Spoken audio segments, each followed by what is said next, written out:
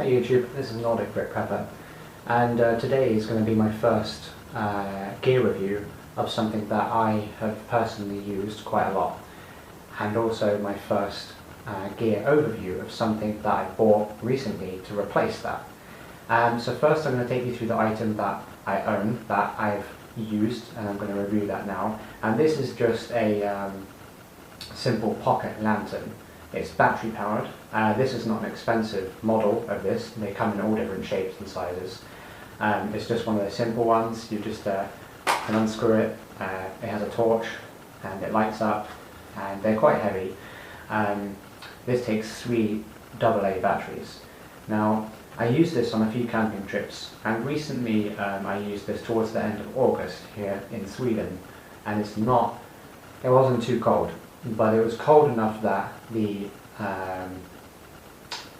light given off from this, because of the batteries drain because of the weather, meant that it wasn't as strong as I was hoping it would be, and I wasn't too fussed on having to replace the batteries given the fact that it was cold. I was hoping that it would last all night in a good way. The batteries I have in are good, but because of the weather it meant that it didn't give off a strong light and it didn't last as long as I was hoping it would. And since I already have other battery elements, I have a GPS, my phone, torches, I didn't want to have to carry more batteries. Now I can recharge my batteries using my Gold Zero, but I don't want to carry multiple Gold Zeros to charge batteries. It seems counterproductive. So what I bought recently, I've been looking into online quite a lot about this, is a candle lantern, and there's quite a lot of them out. And I bought one recently and I haven't tried this out, so I want to do a kind of review of my general overview of how I feel about that, and I'm hoping to try it out maybe in the week. We can go out and have a look at it and see what kind of light it gives off. So I'm just going to put this one away and then talk to you about the one that I bought.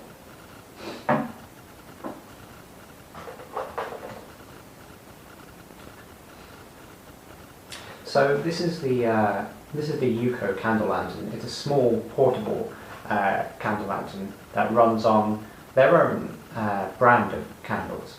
But I mean, I guess you could probably make your own for this if you wanted to. One of the claim to fames of this kind of candle lantern is that the candles, which I have a pack right here, they run for about 9 hours. Now, I haven't personally tested this, but a lot of people on YouTube have, and they say they do run for 9 hours, which is pretty impressive. They also say they give off quite a lot of light and quite a good amount of heat, and the ambience that you get from them is quite good. So I bought one recently. This is it here,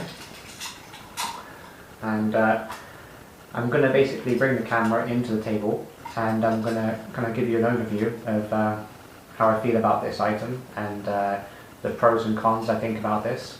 And I'll also give you the pros and cons of the previous item, which was my battery powered lantern, and you can get a close-up of that and let you make your own decision on that, and hopefully you find something interesting in this video and in the future video for the UCO Candle Lantern. So here we are at the table, and I'm going to give you a quick rundown of this item. This was not an expensive purchase, it was extremely cheap. I think I paid less than 20 crowns for this. So you could buy something better, I guess, but as with all battery powered lights and most battery powered electronics in that fact are, when it gets cold, the batteries will kind of lose their charge, and that can mean in colder climates like here you can lose a lot of the performance of any kind of battery powered items, so you shouldn't rely on them too much. So this item is quite compact. It's a good size. When you've got the batteries in there, it does weigh a fair amount, I think personally, for what it does. Especially if you've built a campfire and stuff like that, this might seem a comfort item, something that you won't need. And certainly I would say personally that you don't need to have something like this. So, but just to give you a quick look at this, I mean, there's a torch Here there's like a bulb. This has a couple of settings. There's an on and off switch there. You can twist the base of it and then it opens up like this. And this does give out quite a good amount of light.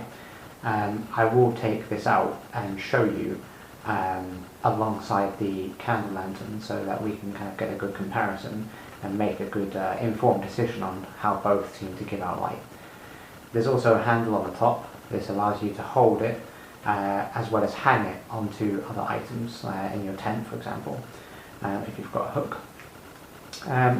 The quality of this particular one is not super great, I think. It was a very cheap one, so I could buy a better one. However, I usually buy something quite cheap to try out the general function of an item before I will purchase something expensive. So the battery compartment, this comes on the bottom here, so I have 3 batteries in here. The battery compartment itself is not watertight on this one. More expensive models probably will be. So I would say if you lived in a warmer climate, this might work quite well for you. Plus, because you could reuse the batteries, so that would be a bonus if you really felt like you needed a light at night time. So that's that. So here we have the UCO Candle Lantern. Now, off the bat, my general feeling of this is mixed. The reviews on YouTube are good. I think that it serves as quite a good purpose. I need to try this out personally for myself to see how I feel about this item. As far as the build quality goes, there are parts of this that I feel are pretty good, and then there are parts that I don't feel are good. I like the hanging element here. I hear that it's been designed so that you can hang this in a tent, and the heat given off by the candle means that it doesn't, by the time it reaches the top of the hook, it's low enough that it won't burn anything in your tent, which is quite useful. The way this works is that you pull this out like this, and then it exposes the candle in this glass tube. Now, I think the build quality of this particular part could be better. I think some grooves to help line this up better would be a good addition to have something. But on the whole, I'm pretty impressed by it. It's quite light. I mean, it weighs almost the same with a candle in it as this other lantern that I use. So, I mean, the sticker on the front here, I mean, this is at a kind of odd angle. It kind of leads me to believe that it was that it's not the quality is not as high as it could be, although it wasn't expensive either. So that's a plus. At the top, there's kind of some vent here to let the heat out of the glass tube. And to replace these, all you have to do is you can twist this and you bring it down, and then you unscrew that. And the way this works is that a candle you put in it, and then there's a spring base, and what happens is the candle, if you can see here, gets pushed against this metal element here. So as it melts, the candle gets pushed up, and then on this side you can see you can see the candle and get a good idea of how long this is going to last. And then you just put the candle in, screw it into the base, hang it, and there you go. So I'm hoping to try this particular item out over the next couple of days to kind of get a kind of field test review. I'm not going to recommend it until I've tried it in a kind of camp out or bug out kind of scenario where I can really feel the benefit of something. This particular model came with this neoprene foam case, which is quite good quality. You put it in there and it stops it getting banged around, which is quite useful. So it's a little bit, the shape is a bit strange. I mean, it doesn't fit in exactly how I would expect. There's a lot of gap in it.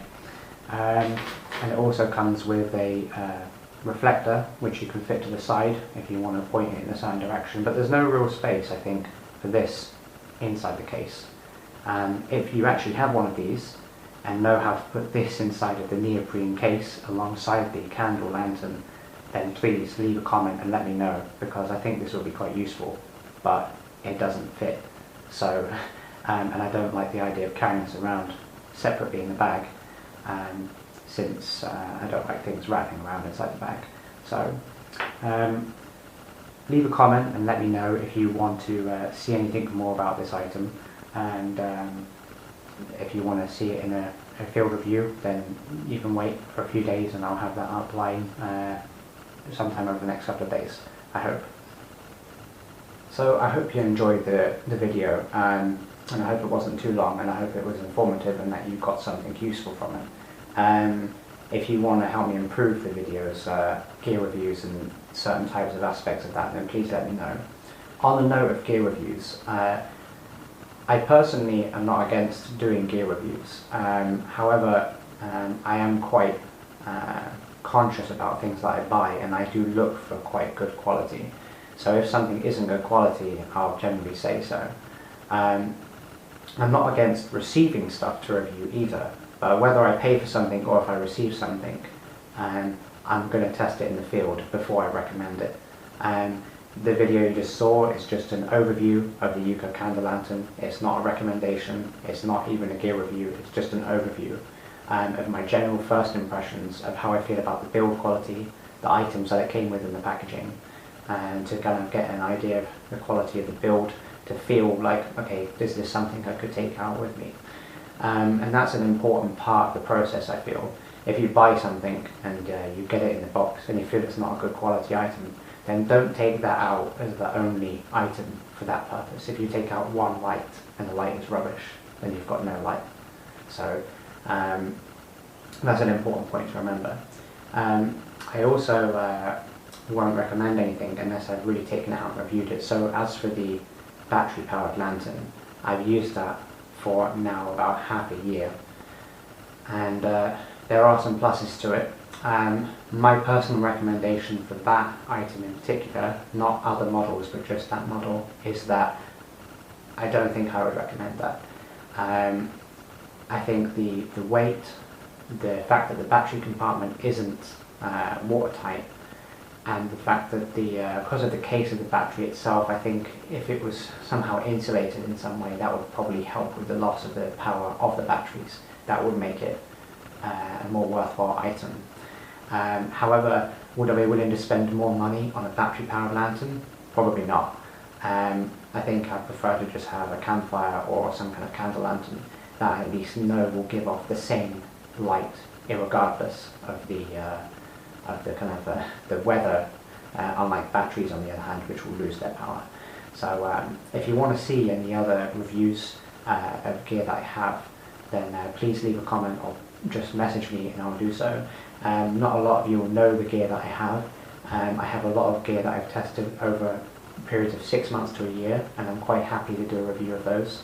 I'm planning to do more reviews of the gear that I have, as well as I'll let you know about future gear that I intend to buy, and we'll review those for you as well. So I'm doing this review indoors, and it's now 4 o'clock in the afternoon here in Sweden, and it's cold outside, really cold, and I've just got over the flu. So I'm going to test the candle lantern tomorrow in the afternoon when it's not dark but it's not light either, to get an idea of the kind of light that it gives off. But like I said, I want to do a proper test of that at some point during the bug out. And I don't have a winter sleeping gear. I have winter tent, a winter jacket, but not winter sleeping bag. So any kind of stuff I do over this winter will be kind of day and evening hikes. There won't be any kind of camp outs this winter, only kind of day hikes, until I can get some gear that will be better for the winter. So I used to do that kind of stuff in England, but in England you can camp out with 3 season stuff during the winter, and you definitely can't do that here. So I hope you enjoyed the video. Please leave me a comment and a thumbs up if you like it, and let me know if you want to see anything more, and let me know how you can improve the videos. I'm up for constructive criticism. These videos are new to me, I'm still getting used to doing the angles and everything else and so on. So I respect the opinions of those who have done videos and those who watch the videos. So which is it's those people that this is for. So I hope you have a good evening, and see me in the next video.